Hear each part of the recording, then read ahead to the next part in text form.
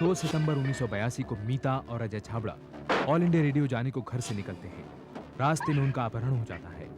Police और बच्चों के माँ बाप उन्हें ढूंढने की हर कोशिश करते हैं। उधर अपहरणकर्ता बच्चों की हत्या कर देते हैं। 4 सितंबर सुबह 4 बजे कैप्टन छाबड़ा को 2 बच्चों की लाशों को आइडेंटिफाई करने के लिए बुलाया जाता है।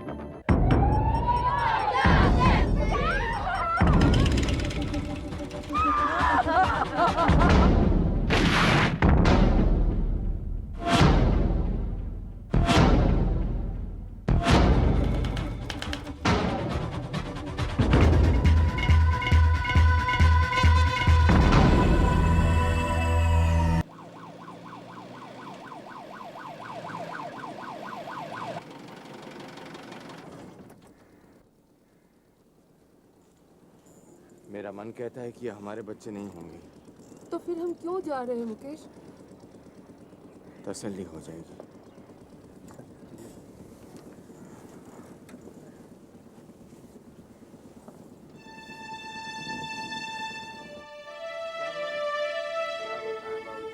हम रोज की तरह जिस तरह गैया चराने जा रहे थे, रमा, तुम तुम यहीं रुको, मैं देख कर आता हूँ।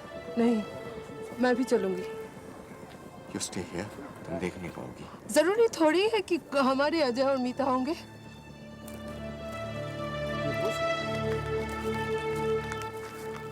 कैप्टन साहब, बॉडीज बहुत ही खराब हालत में है। आप ये सामान देखकर ही पहचान करिए।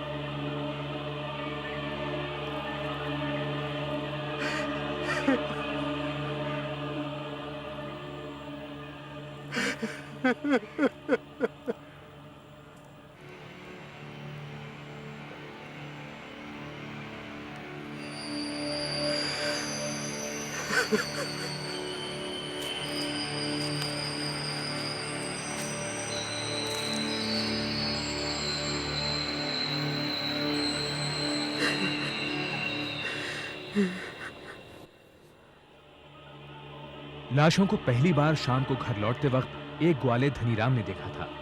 उसने उसी रात पुलिस को खबर कर दी। मीता के बदन पर चाकू के 4 घाव थे और अजय के शरीर पर 20। लाशें बुरी तरह सड़ चुकी थीं।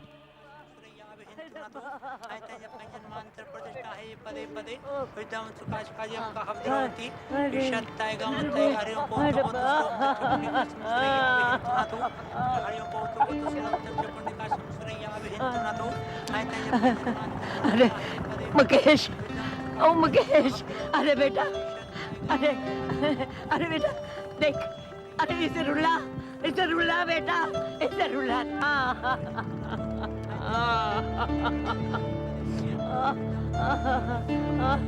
आय रब्बा।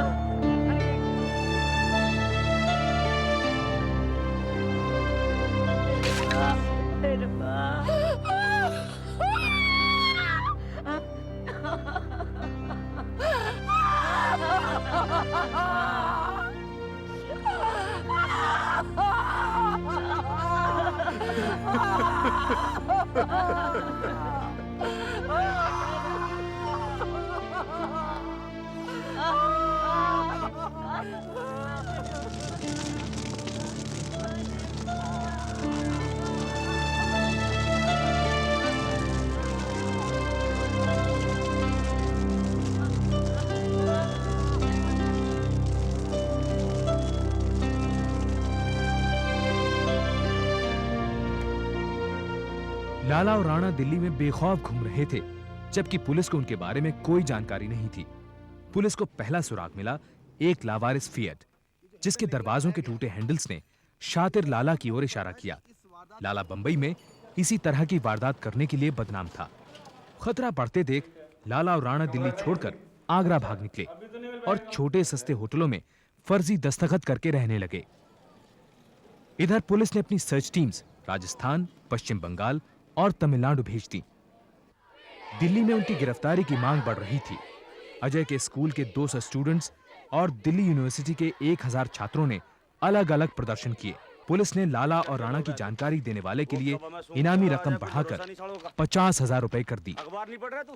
सारे देश में हमारे नाम का हल्ला कटा हुआ है। वही तो मैं कह रहा हूँ, यहाँ से बाहर निकलना खतरनाक है। यहीं रहे तो बेहतर होगा।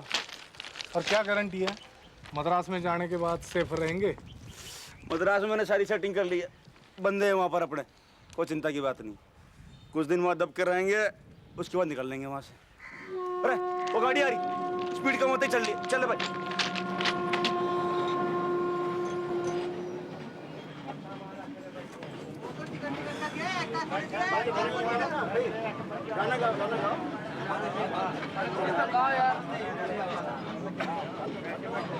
किथे बड़ा आ रहा है वो तुम्हें पता नहीं? आर्मी तो कंपार्टमेंट है। भी तो फौजी हैं। अरे बेस कहाँ तेरा? रेजिमेंट कौन सा है? बोल। लीव वारंट दिखा दे फिर। वो तो गुम हो गया लीव वारंट तो। वो आई कार्ड तो होगा तेरे कोल। I card cut.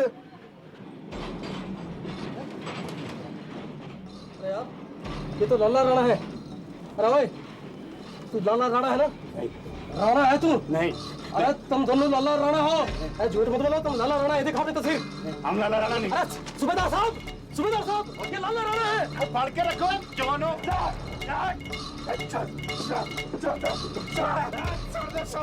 देख लो को। अरे भाई मत मारो उसको।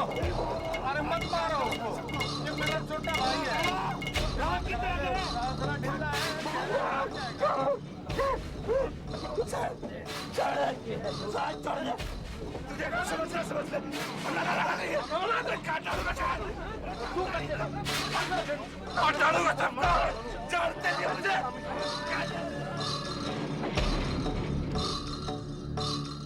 ट्रेन के नई दिल्ली रेलवे स्टेशन पर पहुंचने के साथ साथ ये खबर भी पहुंच गई कि लाला और राणा पकड़ लिए गए हैं।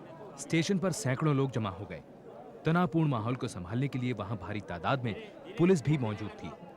बहुत नानुकुर के बाद लाला और राणा ने अपनी असली पहचान कबूल की, मगर मेट्रोपॉलिटन मजिस्ट्रेट के सामने आइडेंटिफिकेशन परेड में शामिल होने से इनकार कर दिया, जिस पर उन्हें पुलिस रिमांड में भेज दिया गया।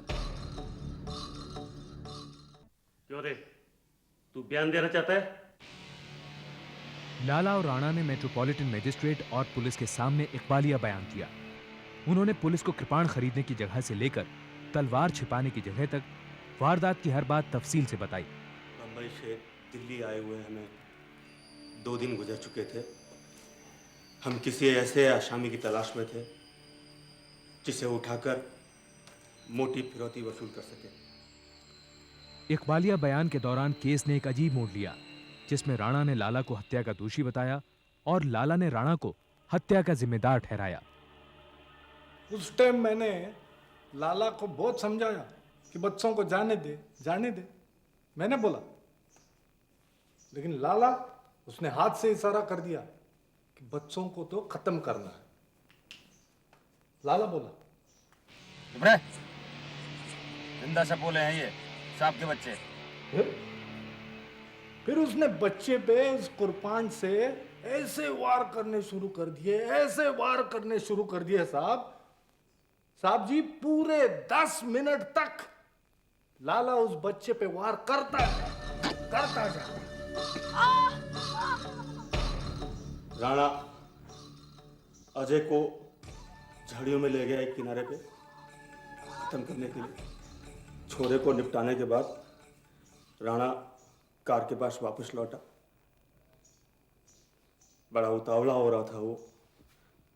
बोला, छोरी अकेली है।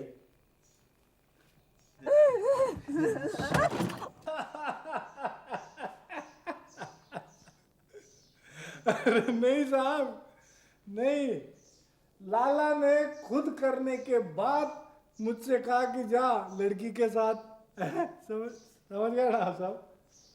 मैंने कहा लाला ये छोटी सी गाड़ी के पिछली सीट में मैं फिट नहीं हो पाऊंगा, है? क्या वजह है ना, मैं उससे लंबा हूं जी। अब जब हम उसे अजय की लाश वाली जगह पे ले जाने लगे ना, तो लड़की के हाथ वो गाड़ी में जो तलवार थी ना वो आ गई। उसने लाला के सर पे वार कर दिया, यूं। लाला गर्म हो गया जी, उसने तलवार खींच ली और लड़की के गर्दन पे मार दी। होश ठिकाने आए तो देखा कि तलवार राणा के हाथ में है और वो धपाधप चोरी पे वार कर रहा। इकबाल जुर्म को मद्देनजर रखते हुए मामला सेशंस कोर्ट पहुंचा।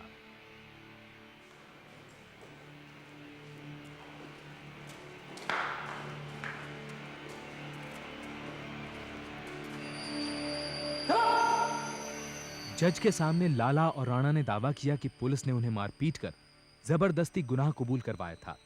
इस आधार पर उन्होंने आरोपों को झूठा बताया और खुद को बेगुनाह। तुम्हारे खिलाफ यह आरोप है कि तुम दोनों ने 2 सितंबर 1982 को मीता छाबड़ा के साथ अपर रिज रोड पर बलात्कार किया।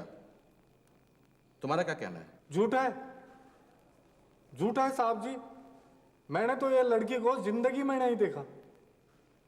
तुम्हारे खिलाफ यह भी आरोप है कि तुमने अजय और मीता छाबड़ा का खून किया है। वो गलत है साहब जी, गलत है। अगर तुमने ये सब नहीं किया तो तुम्हारे खिलाफ ये मुकदमा क्यों चल रहा है? क्या बताएं साहब जी, ये एकदम झूठा केस है साहब, झूठा है।